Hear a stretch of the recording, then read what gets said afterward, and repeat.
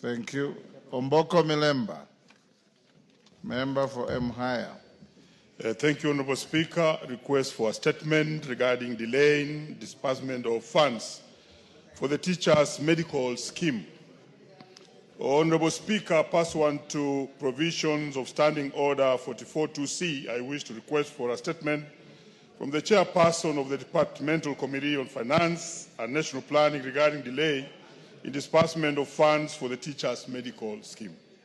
Honorable Speaker, in 2015, teachers received a medical allowance enabling them to access healthcare services through private insurance or out-of-pocket payments. In 2015, the government introduced a medical scheme that is administered by a consortium of insurance companies led by Minet Kenya insurance brokers and remitted to the National Treasury.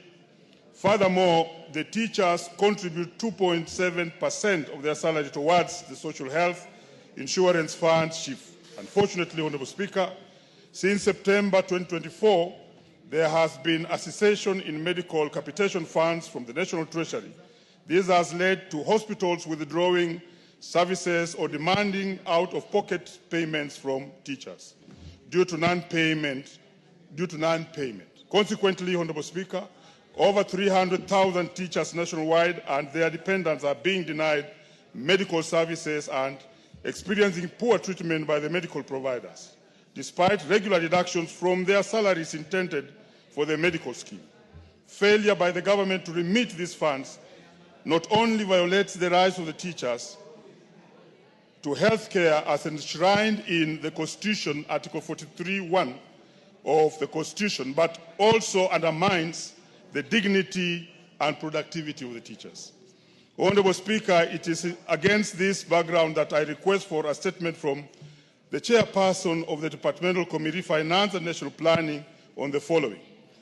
Reasons for the delay in disbursement of funds to the teachers' medical scheme, considering the constant monthly deductions from the teachers' salaries. 2, the status of disbursement of the 11 billion owed to hospitals by the National Treasury, the total amount of funds remitted towards the medical scheme in the financial year 2024-2025 and the outstanding balance. And thirdly, measures the ministry has put in place to ensure prompt and regular disbursement of funds to hospitals under the teachers' medical scheme to prevent similar delays. Honorable Speaker, 3 things happened.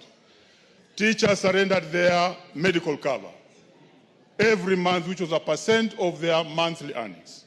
Number 2, today teachers are the heavy lifters of SHIF and SHA. They also pay a percent of 2.7%. Third thing, Honorable Speaker, the same teachers who surrendered their medical cover to get private medical scheme now are paying 2.7% and are currently not having a medical cover. We don't want the teachers to join what we talked about as the strike by the national hospitals. I would really wish to ask this House, through you, Honorable Speaker, that this is expedited so that we don't get teachers to that bracket. Thank you, Honorable Speaker. Chair, Education. You asked for finance. Yes.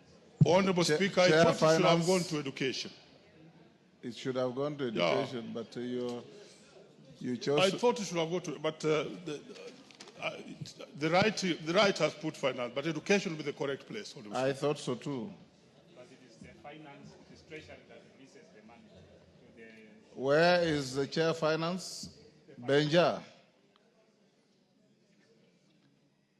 I direct you bring a response next Thursday. Next week.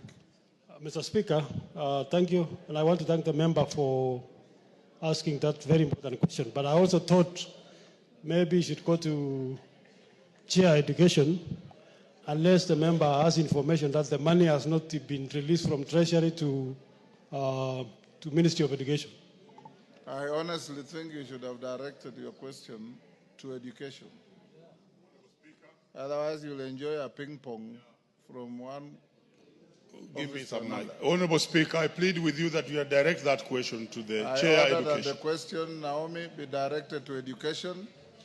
Who is here from Education? Where is Tonkei? Tonkei has left.